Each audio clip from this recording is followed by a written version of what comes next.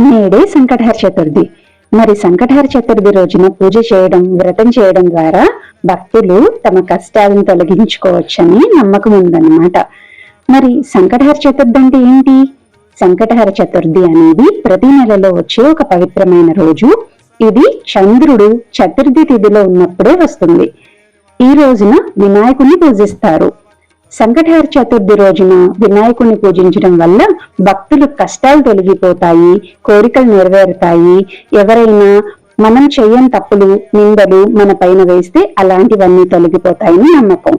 మరి ఈ రోజు ఏం చేయాలి?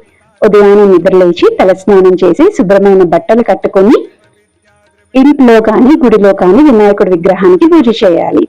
పూజలో భాగంగా వినాయకుడికి పళ్ళు, పూలు, నైవేద్యాలు సమర్పించాలి. ఉపవాసం ఉండగలిగే వాళ్ళు ఉపవాసం ఉండాలి. దుష్ట ఆలోచనలు చేయకూడదు. క్షమాగుణం కలిగి ఉండాలి. సాయంత్రం చంద్రోదయం పూర్తయిన తర్వాతే భోజనం కాని ఆహార పదార్థాలని కాని స్వీకరించాలి. ఈ రోజు వినాయకుడి స్తోత్రాలు, మంత్రాలు పఠించాలి. ఇంకా సంకటహర చతుర్థి కథను వినాలన్నమాట.